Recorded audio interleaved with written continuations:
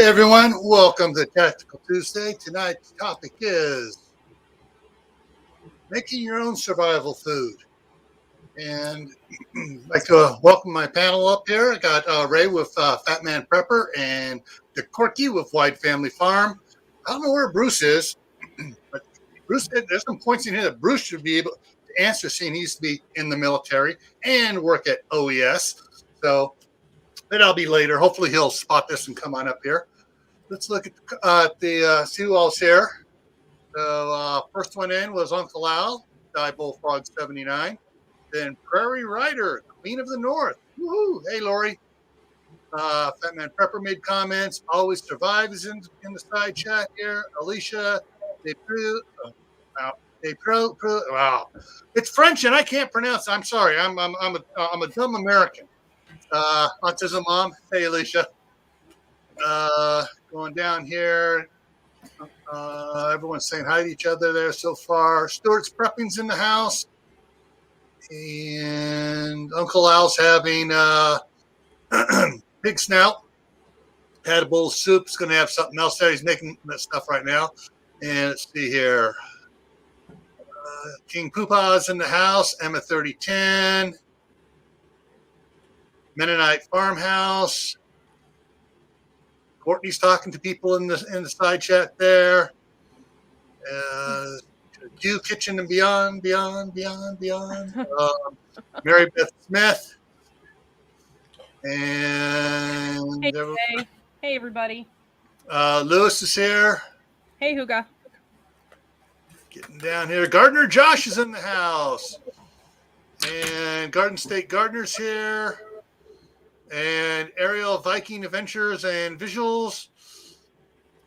Let's see here. Suburban Hillbillies here. Kathy D. Salt and Light is in the house. And everybody's talking good. Everyone's making friends, bringing the community tighter together, talking together. All right, let's see here. Jay is here. Hey, Jay.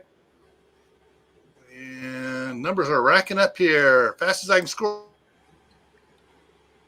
Rennie's freezing. Yeah, fast as I can scroll, people are chatting. Kaylin Strain is in the house. Hugo Homestead, CB is here.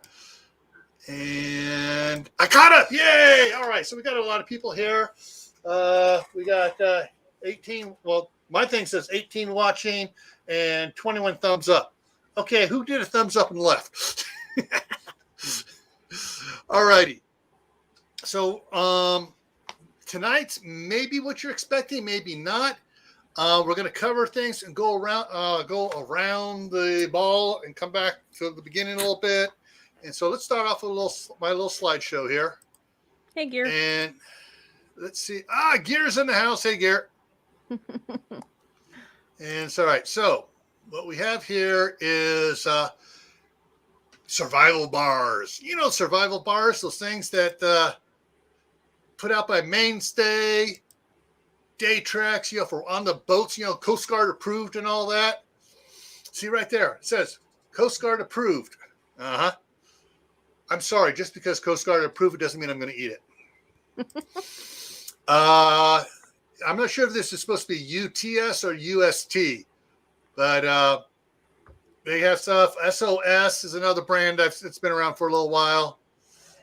Grizzly Bear, fairly new to me. Mayday is another one. What's interesting, their ingredients and stuff, is in English and in French. So I'm not sure whether it's from north of the border or across the pond. But the thing I noticed on all of these was the ingredients, and it's not going to show up to you, but the first ingredient here on the left here says enriched bleached wheat flour. And in parentheses, wheat flour, niacin, reduced iron, thiathin, monotrate, riboflavin, fluoric acid, and then, bracket again. Then the second real one is palm shortening. And then that says palm oil. Then sugar, then high fructose corn syrup. Oh, wow, that sounds yummy. Over here on the right, enriched bleach flour, same stuff. Second ingredient, palm oil. Third, sugar, high fructose corn syrup, just like the other one. Let me go back up here a couple. These two here, I couldn't find the ingredients on. SOS has it right on. They're good. Sugar, not flour. Sugar is their number one ingredient. So that's where they get all the calories there from. Then flour, then palm shortening. I know it's wheat, oats, and palm oil for Daytrex, and same thing for Mainstay. All right, so see, my biggest problem with those, I have almost all of them except for the grizzly bear one. That one's a new one to me. But is the use of sugar. I'm not against high fructose syrup because it's just fructose syrup. But what I'd rather see them use is, instead of sugar, something that's a little bit better, such as honey. And but for cost reasons, they decide not to use the honey, which is giving you a lot more vitamins and minerals along with the sweetness. They're going to the cheap way out with the sugar. That's what I don't like about these. Yeah, what I don't like about these is they have high fructose corn syrup in it, which is bad for people. It's not, our bodies can't properly process it, and it doesn't process right, and it becomes excess fat really easy. As for young people, it drives young people a little up the wall. Talk about kids running up the walls. Yeah, that's what happens with my grandsons whenever they get high fructose corn syrup. Yeah, I was told that palm oil is not good either. Yeah, exactly. And I was told, not that I'm not an environmentalist by all means, but I was also told that it's not good on the environment either, that it comes from the rainforest and that they, chop down palm trees from the rainforest to make palm oil or whatever. It's not good. Yeah. So I don't know, I don't really. Yeah, I mean, the thing is, on these, let me flip back up to the beginning. Okay, so I've eaten Mainstay. It's tolerable. I took a bite out of Daytrex. I literally did something you don't want to know about. I licked one of SOS and threw it away. I haven't had any of these others here. The Mayday, the lemon bar, it's not that bad. That's what I did with Daytrex. I mean, it was awful. Now, the other way to go is with the freeze-dried stuff. Mountain House is good, but what is it? What's it do to your wallet? It's like Freddy Krueger attacking your wallet. Just shreds it. Now, there are some other ones out here, and I got a couple of these. I got a bunch of these years ago. Actually, let me go ahead and change this around here first real quick. Go boom, bigger so people can possibly see it. New Millennium Energy Bar. This is the orange flavor. I got raspberry, vanilla, and coconut flavor. Gave them out and stuff. Is the raspberry and coconut and whatever vanilla, is it all together, or are they separate bars? Separate bars. Oh, raspberry would probably be good. Yeah, my daughter ate some of those. She liked them. I like the orange ones. Let me turn it upside down. On the back here, let's see if I can get it in here where it'll focus on it. I don't think it's going to. No. No. Yeah, okay, so I'll read it to you. Wheat flour, vegetable shortening, cane and corn syrups, dried coconut, cornstarch, corn syrup, natural flavors. All right, no palm oil in it. It just basically has vegetable shortening, which is like your Crisco, which we all had oatmeal cookies made with Crisco when we were little kids. At least everyone my age did. And so this is probably a little bit better, but there's no high fructose corn syrup in it. These guys knew, and that was also part of their advertising, was they don't have high fructose corn syrup. But one other thing, let me check.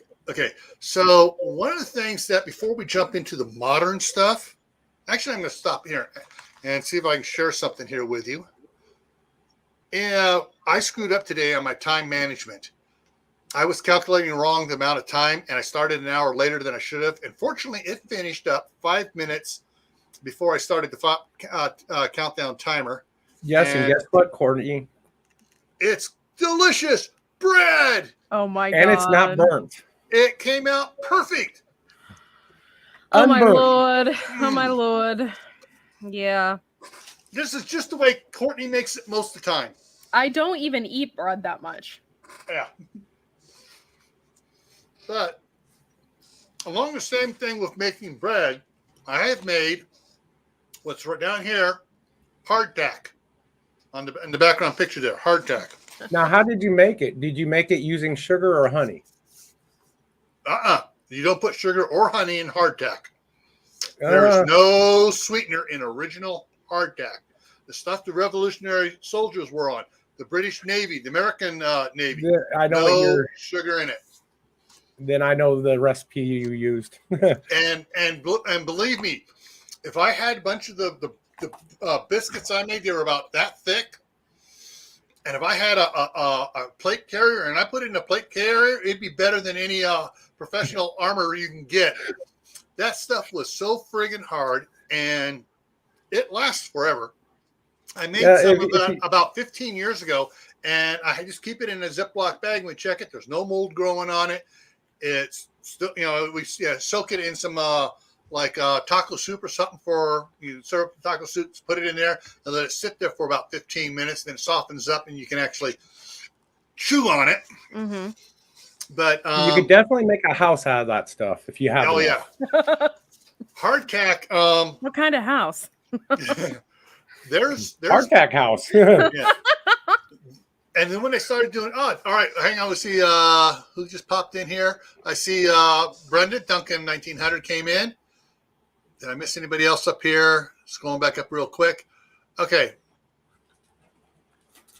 And an interesting point here, guys. I'm going to put a comment up here. Kaylin has not tried any of them, and she reviews MREs. So by the way, I love her Sunday show. I go on when she goes on, and I feel bad, but it is YouTube, whatever. But I love her show, and that's where I met Yosi. Mm-hmm. So I absolutely love Kaylin. If you guys get a chance, go over there and watch her because she makes the MREs look so good. Exactly, and that's the problem. I watch her show, and I'm sitting there, I'm getting hungry. Mm-hmm. And a fat man hungry ain't a good thing. Yeah. I'm just looking here. Kathy Bates just came in. If Joe Roundtree came in. If any of my mods could put up in the chat Kaylin's channel, I'd appreciate it. All right. And Mennonites Farmhouse is doing a hamburger bun video tomorrow. Woohoo! All right, let's get back down here. All right.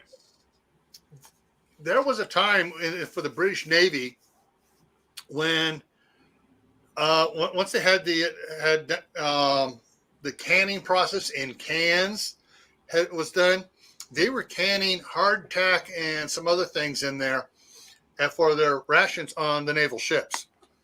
So it'd keep longer and stuff. So they had a big can of just hardtack. They have a can of sort of like a jerky type stuff and some other things. And your daily ration of rum. Thank you, Josh. So Josh put out Kaylin's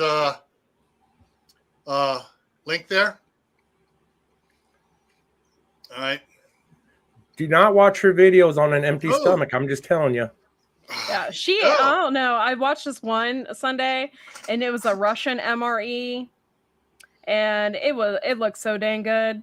She just made it look good. I was waiting for her to bust out the bottle of wine and everything. We love you, Kaylin. I am really ticked at YouTube for what they're doing right now.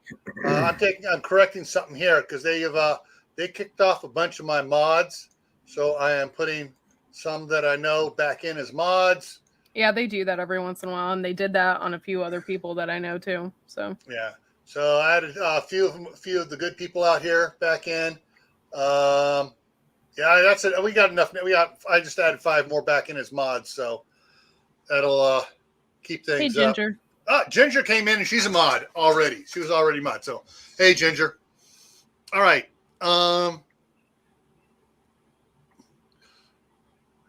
Okay, and see, Russian ones are good. Mostly pack their meats in gelatin instead of preservatives. Yes, that's another thing. Another old school way of protecting stuff and keeping it for a long time. But as far as survival foods go, if it's packed, if it's in the tin or whatever, and it's got the gelatin in it, and it's got like a 10-year shelf life, I consider that a survival food. If it's like hardtack with a 250-year shelf life, that's good too. And believe me, they have found some of the rations from the British Navy that are over 200 years old. Wow. And they're still good. That's how good hardtack is. Yeah. So, one of the things that I also want to point out. All right. So there's hardtack down here. Over there on the far corner down over there is some balls of pemmican. And between Fat Man and I, right, going up here in the thing, you really can't show it here right now, is fruitcake. The preservative in fruitcake is the sugar. So, but yeah, that's the same though with jams and stuff. Exactly. And fruitcake has been known to be passed around for years between my cousins and our families and stuff like that. It gets re-gifted, the same package as a joke. People give normal gifts, but this one package went around for a long time. And after about 8 years, we were having a big party where everyone was playing cards and stuff. Someone brought it out and opened it up and started cutting it up. And it really wasn't that bad. It had some, I'm not exactly fond of dates or figs and stuff like that, but everybody else was, and there was none of it left by the end of the that's the thing is, like, I don't really know if I like figs. I love dates, but the only figs I've actually had is in a fig Newton, so I can't really, you know what I mean? I can't really go by that. So I don't know if I like figs or not. Hey, Zombie. I was waiting for her to say that too. I knew she was going to say the fig Newton. Like, I don't really know what they taste like, so. Yeah. All right. Albany Mountain Homestead just came in. Arkansas Living came in. And Zombie Prepper came in. So, hey, guys. Down the bottom here. And, yes, exactly. Cannon points out honey, when properly stored, will last thousands of years. They have found something from the Egyptian dig sites. Yes, exactly. You know what I found really impressive, and this is a little bit off subject, but I'm a huge fan of the King Tut peas, and they say that they found them in the tomb of King Tut, which is super cool, and that's where they've just had them and have had the germinated seeds ever and start selling them. King Tut peas. I just think that story is so cool. Yeah. I bet at first when they first started selling them, they were high dollar. Yeah, probably. And as more people started, I'm going to sell them too. And slowly the price came down on it. But yeah. Yeah. Now, so there's also jerky is another one that doesn't last as long as most people think. Of course, modern jerky isn't done the way jerky used to be done. Jerky is nothing but preservatives and original jerky was lean meat, no fat in it at all, and they dried and they kind of smoked it, but it was also salted too, so it was very salty. Interesting. So it was well preserved and dried out, and it was dried out dry, almost like hardtack. I mean, so you cut off a piece like people in old Western movies, the John Wayne movies, you see them cutting off a piece off the block of tobacco and putting it in for chop. Yeah. You do the same thing with old-fashioned jerky. You ever watch on the Food Channel, they used to have Alton Brown, Good Eats. You guys remember that show? Mm-mm. He did an episode with doing jerkies, and he made it so simple, and he did it pretty much the way they did it back in the old times. Although he used fans and AC filters, but but it's good jerky. And Kaylin added, plus it's air dried for weeks. So and Al pops up salt pork. Yeah, another one that lasts a long time too. There are a lot of old school ways of making survival food because, hey, guess what? That was the way they preserved it. they didn't have a refrigerator. They didn't have canning systems back then. You do a lot of it that way. And Jay fires in with the dried salmon and trout and all the other ones. And in San Francisco Bay Area, I can't remember the native Indians around there. Down farther south towards San Jose was the Ohlone Indians, but they were the ones up that did Mount Tamalpais, lived up there and went down to the bay and fished in the bay. Sturgeon, they pulled sturgeon out of the bay and some other ones too, and smoked it, and that stuff was good for a long time. So, if you're planning on making your own quote survival food for emergencies, stuff you want to be able to put away for 10, 20 years, look at some of these old ways of doing things, and then there are several ways to improve upon it for canning. Number one is a seal a meal. I mean, I think just about everybody here either has a seal a meal or knows somebody has a seal a meal, whether it's by seal meal name or one of the other ones, Food Saver. Yeah. One of them. I have Food Saver. I have an emergency MRE stored away. I bought a while back, and it's it's for emergencies. It's supposed to last for like 3 days. Yeah. Just in case. But I also can, and I dry my own stuff and I garden. So, that is for like. Yeah, you got your emergency. Something serious is going on. You have your survival food in the ground. Yes. You grow a lot of it. Yes. And one of the things that two things I want to talk on. I want to come back to Caitlin's Strain on her stuff, but with the seal meals and stuff, there's also you can get. They got these cans, like small cans, or you can get the big tanks and stuff of nitrogen, or the argon nitrogen mix and stuff. And you give it a shot in the bottom of the seal meal bag before you put your stuff in there. It's heavier. It goes to the bottom. You put your jerky in there, your pemmican, your fruit cake, whatever it is, in that bag, and you seal it, and it sucks everything out. Yeah, it'll suck out some of the nitrogen, but I've found there's always some air left in that bag, no matter how well you're sucking it out, unless you're doing moist stuff. And so then there's absolutely no air in there. And so, so you make up the stuff that's supposed to be shelf stable, just sitting in a jar with a lid screwed on, and I froze again. And by putting in a seal meal, you just added a whole longer life to it. I dried a lot of my rice and beans from the Food Saver because I got those lids. Finally, I waited for a year before I got them because of everything that was going on. It took forever to get that. So I got those in the mail, and I did my rice and beans, and then I put an oxygen absorber in the top. And I sucked them dry, and they're just, they're great. And I've opened one thing of rice already, and you have used it, and it's perfect. It worked out perfect. Yeah. My Food Saver, I actually have Food Saver. Actually, Food Saver bought out Seal a Meal. Yeah. So now they're the parent company for Seal a Meal, and stuff still comes on the shelf saying Seal a Meal. But my Food Saver has the dry setting, the wet setting. I only got the one. I just got the attachment for the like the Ziploc bags that Food Saver has. That has the thing on it, so you click it on and you can suck all the moisture out of those as well. Haven't gotten a jar sealer yet.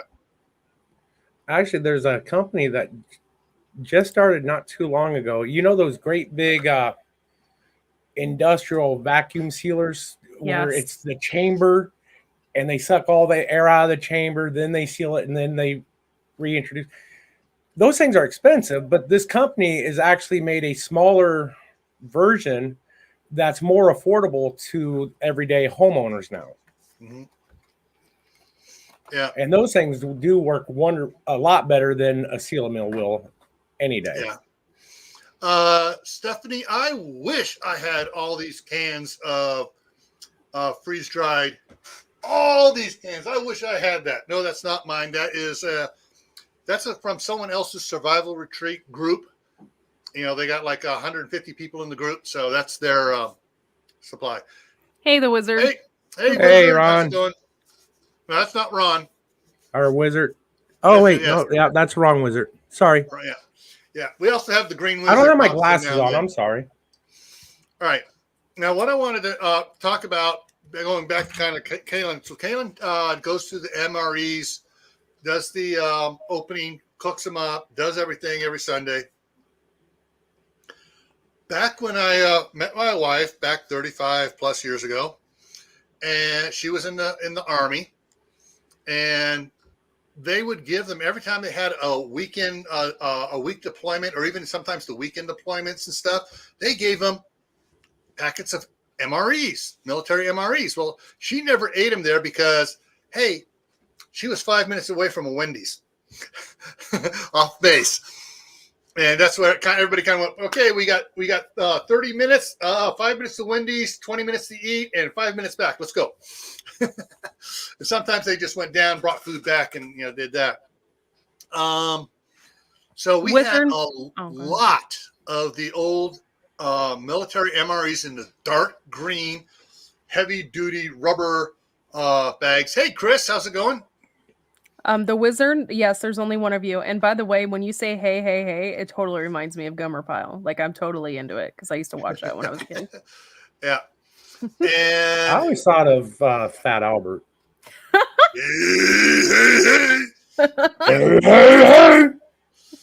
Anyways, so we had and she just stored them up.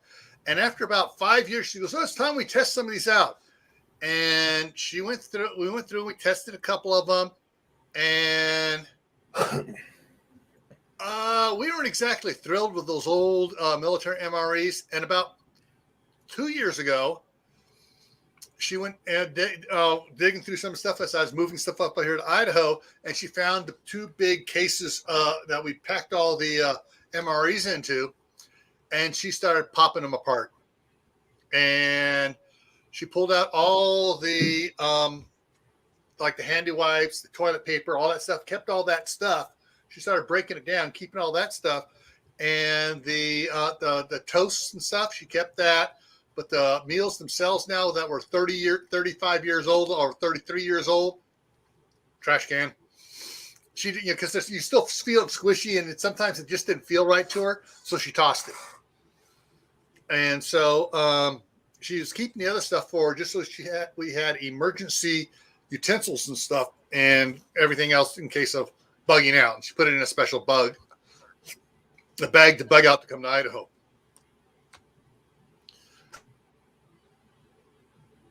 Stephanie, yeah, we in our house in California, my wife has one of those, just one of these racks. But the bottom one, the bottom half is the big cans, and the upper ones are smaller soup size cans and chili can size ones. And we got it on there. We got it when it was a good deal to buy their dinged stuff. And when we got it, we couldn't find any ding in it. And we got it for like a third off. I mean, not 2/3 off is what we got it for.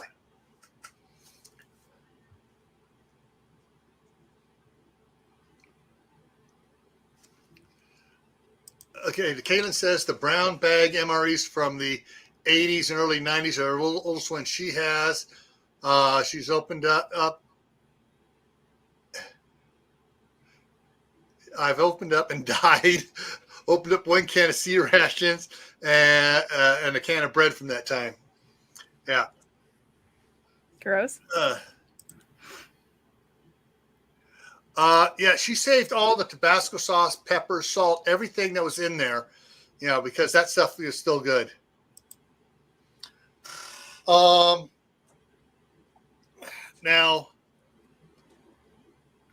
I'm trying to remember when, I think it was about a year and a half ago, Uncle Al and I did a live stream about putting together a survival bucket of emergency food, because, you could buy the, let me think about it. Like Mountain House, they had the Come on, brain's not working. They had their, like the camping, serves 4 packets of the Mountain House stuff in like a 5-gallon square bucket. But the problem is that you didn't get to pick what came in those buckets. They had like 3 or 4 different types you could get, but they put, there's inadvertently something that someone did not like that was in there. Fortunately, what I didn't like, my boys did, and my wife did. What she didn't like, I liked. So for us, it kind of worked out. But we were talking about how you can go out and get some and make your own. And we listed all of the companies, like 10 companies that make the freeze-dried backpacking, just add water meals. And so for those that, want to have something specific that they like and you got the money, you can go buy those. But those things are friggin' they're ridiculous. I saw the price the other day in Walmart. I about had to go to the bathroom to change my pants.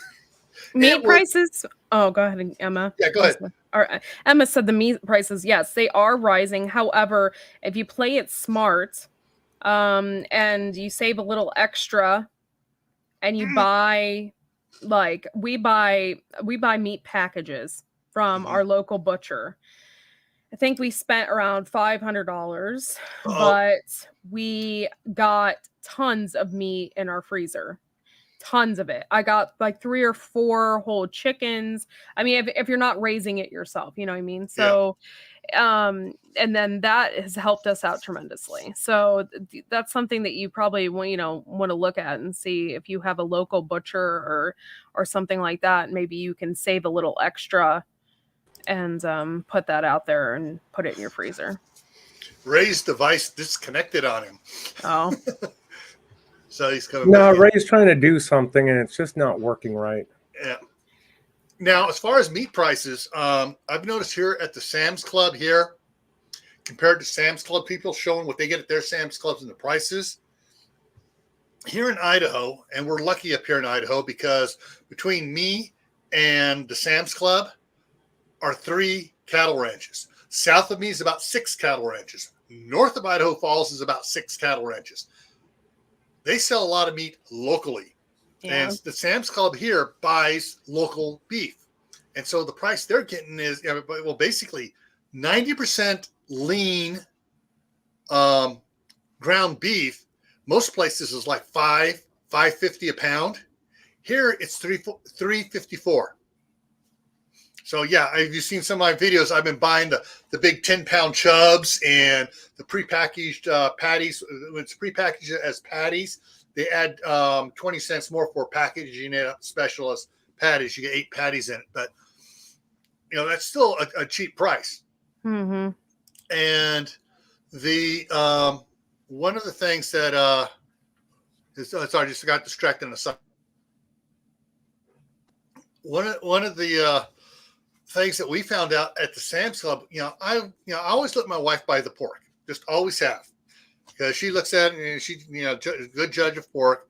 Well, the last time she was up here, we went over to the pork. She dragged me over to the pork section. She goes, oh, and she reached out and grabbed the package. Boom!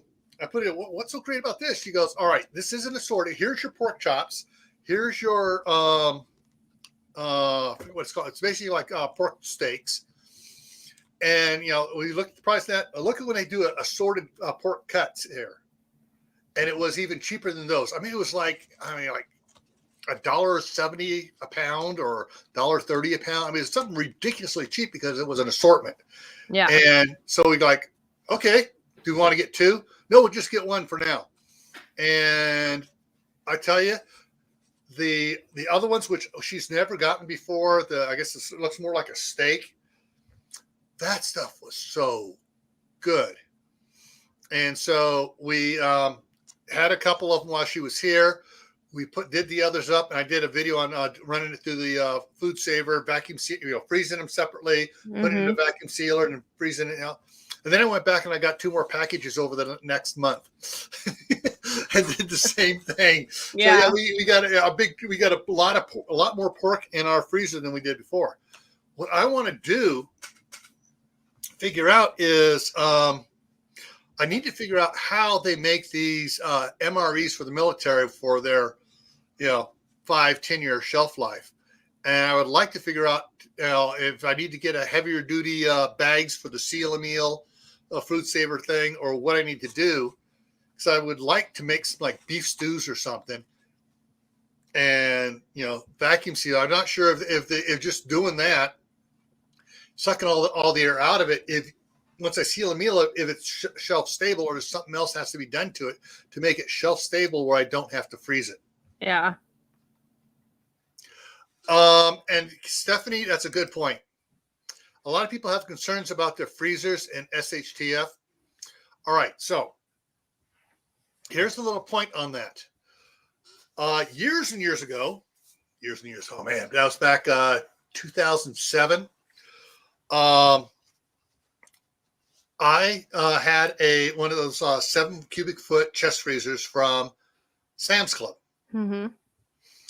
And I picked up from Harbor Freight their 45 watt 3-panel solar panel system with a charge controller on it. And I picked up from Walmart a couple of Marine Deep Cycle 12 volt lead acid batteries. And I made a little box and everything for everything. And at the city of Martinez starts in the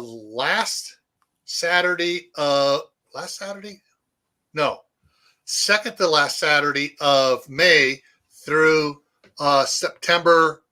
The second Saturday in September, they run what's called Peddler's Fair. They close off Main Street and even some of the side streets in a couple spots. Oh, no. Get rid of him. I don't want to see him, Ray. That is not even funny right now. We don't need him getting into our business. Take him out, Ray. I ain't bringing you back up here till you get rid of him, Ray. That one's not funny. Okay. That one I'll go with. It's a smiling Shrek. The green screen doesn't work very well with this face. Yeah. So basically, what we did is for at that time we done this. I got the city cert program. They put me in charge of it. Got a couple volunteers. We went down to the Peddler's Fair every Saturday, and I got the one spot. Look, I'm saying I need the spot over here by the plaza, so I have the sun coming at me from the one side, and I set up the solar panels, and I ran the chest freezer full of ice cream, Otter Pops, Fudge Bars, Dream Pops, Drumsticks, and we sold that all day. So I usually set up about 6 o'clock in the morning and then take down to 6 o'clock in the evening. And so the freezer is constantly runs because every time we open it up, after several times it wants to kick on again. So it was running probably 10 times as often as it normally does at home. The with just the 45 watts recharging the batteries constantly at the end when I got home, and then of course once I disconnected them and packed it all up, drove home, got everything out, got the extension cord to the freezer, unloaded the freezer, plugged it in, got everything taken care of. I checked the charge on the batteries, and the charging thing said they were at 90%. That's not bad for 3 12-volt batteries, a little 1,000-watt inverter, and a 45-watt thing. Kept it going, for that time. And I was opening a lot. Now, if we weren't opening up, we took it to scout camp once, and not opening up all the time, it was fully charged at the end of scout camp. Still fully charged. And it was just took the 4-hour drive going home, sitting there closed in the back of the truck, worked fine. So on your freezers, a simple setup. Your freezers, especially chest freezers, do not run all the time. They only run when the temperature gets up to a certain point. And if the chest freezer is full, that's a lot longer because the temperature has to drop enough for it to kick on. Hey, Steve's here. Hey, Steve. And that's Corsair Trainers, everybody. And so your chest freezers, if you have just, and now they don't sell the 45 watt one anymore. They sell the 100 watt one at Harbor Freight. So that's twice the power, and it's going to do it. And so it'll take care of it. And Bob is in the house. Hey, Bob. Hey, Bob. So, Steve, question for you. How did you like the MREs when you were in the military? Were there any particular favorites or any particular ones you absolutely despised? So, or are we back to, okay, I got distracted with Stephanie's statement about the freezers and stuff, worrying about being able to keep stuff, long-term in freezers. Let me bring something else up here. I got two other things here. Oh, yeah. All right. So this is here. So, yeah, if you look up hardtack, jerky, and pemmican, you get all sorts of pictures here of, here's your pemmican balls. I don't know if it's small, more, pemmican. You can even make it in loaf-like things. Dried corn is another one that here in America they use. They'd get the dried corn and take it with them. Dried corn doesn't go bad. But it takes an hour or two to soak it, to cook it up, to make a corn mush, or you grind up the corn, the kernels, and make cornbread. So there's a lot of different ways. Of old school stuff in here is, the caption says pemmican, Native American superfood, blah, blah, blah. But that looks more like they're doing thin strips of jerky there.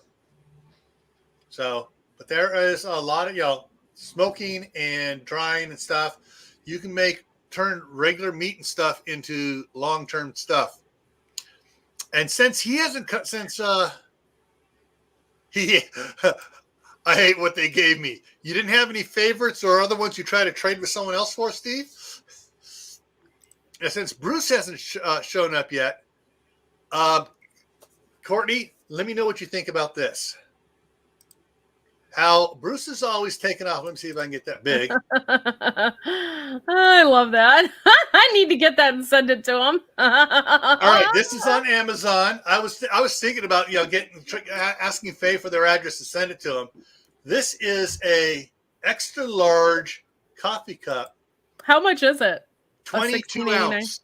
22 ounce for $16.89. Oh my God, that's freaking hilarious! I'll Guys, buy it and those send who it don't to know him. it, Courtney has on her members only portion. It's called the Poop Troop. Corsair Trainers. It's the pirate ship. So between the pooping, oh my God, it's like the pooping pirates.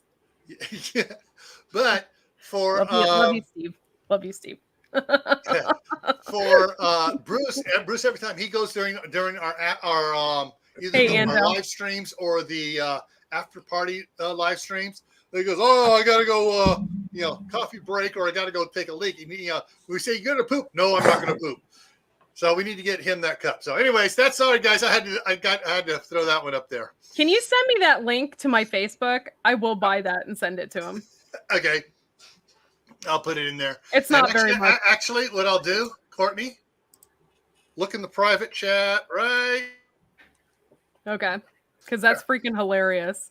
Oh yeah, I saw that. I couldn't. I was actually I was looking for a 24-ounce mug for my wife because she hates getting up from her desk to go back and make another batch of her hot chocolate with a little decaf in it and stuff, And so I was looking for a bigger one because she has a 16-ounce one. I was going to give her a 24-ounce one, but. So, anyways, back to survival foods. The other thing that we talked about a bunch of stuff here so far. The one thing we haven't really touched on is using your dehydrator to dehydrate certain foods beyond what you normally would dehydrate them to. Was it last Friday? Or last Monday, not that Monday yesterday, but the week ago Monday, we talked about powdering foods and stuff. Well, so you dehydrate your peppers, you dehydrate your Mhm. tomatoes, you dehydrate whatever, and then you powder up. So instead of being a big old jar of dehydrated stuff, it'll go. Yeah. Well, you can dehydrate other things, apricots, pears, apples, and stuff. Bananas. Bananas, really dehydrate them down to where it's crack, it breaks off. Hopefully not your teeth. Okay, all right. Stephanie wants me to put the link in the chat. Okay, there's the link to the coffee makes me poop mug. Everyone that's probably a member of Poop Troop that sees about this is probably going to buy one. So the thing is, I know Dave at Southern Ohio Prepping has several videos on making pemmican, jerky, and stuff like that with his dehydrator. My wife, I had a video of what my wife did, a couple of them on the dehydrating the apricots. She used to live. Her parents owned an apricot orchard, and they would dehydrate apricots and stuff, on a large scale. I mean, you have doing hundreds of pounds at a time, and they would put the sulfur on and stuff, and they'd sell it to either Dole or one of the other companies, and then they'd buy it and run it through their process, and then send it out. So she was doing it, dehydrating the way they did it, and she was expecting us to pig down like she used to do as a kid. Yeah, we'll eat 4 or 5 of the dehydrated apricots and stop, because we all, I learned, and our daughter learned, and our boys learned, you don't go past 6 of those in a 4-hour period. Otherwise, you're a member of the Poop Troop. And yeah, it's like eating prunes. Yeah, exactly. And so I've talked to her about it. And so next year we're going to try dehydrating them totally dry. So they're not kind of chewy and stuff. So they are crunchy. Yeah. And she puts the lemon oil on them to keep them turning brown. She doesn't put the sulfur on ours. So she's going to do all the natural stuff for those and see. And we're going to take a sample of them, put them in a seal meal, and see how long they can last, how many years they'll last. Emma, I don't have that, but I have the Excalibur 9 tray dehydrator, and I like it. It works out great. So side chat, she's asking about the sorry, that's the cheap one on Amazon, isn't it? I don't know. Let me look. Well, since I saved that, COSO, of course, right there is dehydrator. No, it's not cheap. No. $150, $143. Yeah, there's here's a little smaller, cheaper one here. That's $57. But yeah, their big ones are not cheap. For what I was looking at, the big one is actually considered cheap. Yeah. So, NutriChef has one out there now. So there's a $69 one. So yeah, so there's so I've not seen those before. So let me go back here.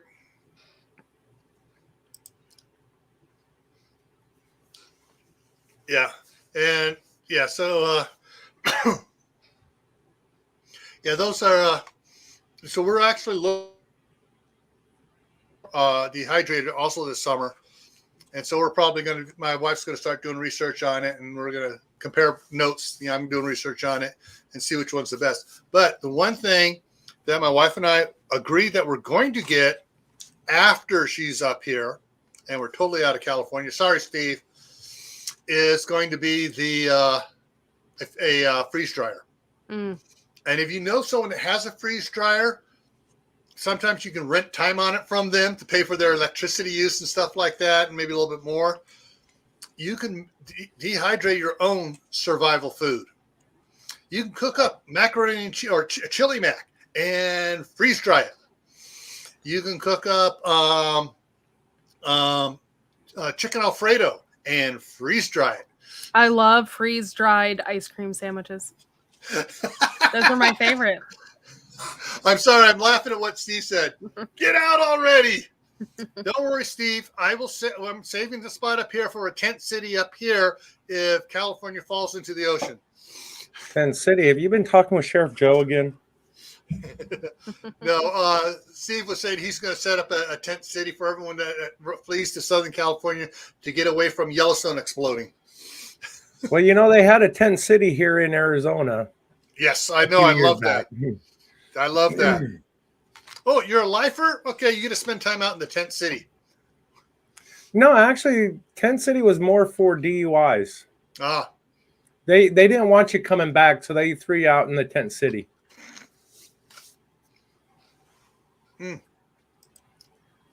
Yes. I would have loved to have had Pennsylvania Prepper up here. In fact, I may do another live stream just about freeze drying. I'll see if I get Pennsylvania Prepper up here and get her up and talk about it. I know. There's a friend of ours, though, here in the city of Basalt here, actually on the other side, 3 blocks away. Other side of town, 3 blocks away. That has a freeze dryer. She's offered for my daughter to be able to use it anytime she wants. And when my wife comes up anytime during the summer or whatever, or the fall when the harvest, she's offered to let her go over and practice on it too. Just so you guys know that Harvest Right does offer a layaway program. Yes. I was 3/4 of the way to having my freeze dryer. Unfortunately, at that time, I had a medical emergency, so they refunded most everything that I paid into it to pay my medical. But they do have a layaway program for you guys. Yeah, Kaylin, I guess that's one thing about not driving and taking a bus. You can't get a DUI. You can get a DUW, or I'm sorry, WUI, walking under the influence. Yeah. Hey, Texas Rob, how's it going? And so there are ways for you to make your own survival food. All right, wait. Something just all right. Family Center sells freeze dryers. Okay, so whatever Family Center is, that's someplace to check out. Another place for freeze dryers.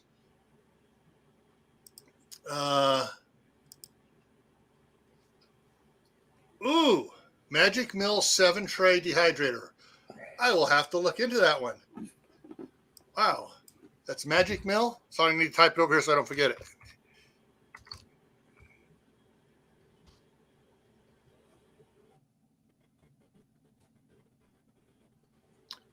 $135. I see the 140. Yeah, 140 limited time deal. Yeah. Ooh, normally 90. I gotta show this for everybody. Magic Mill. Regularly $199.99, $200. Now down to $136 basically. So that's on the deal. Deal of the day. So, and that's got a long link. It won't go into it. Dang it. So I just look up Magic Food. Magic Mill. Food. Yeah, Magic dehydrator, and it'll pop right up. And it's the one up here on top here saying deal of the day right there. So, yeah.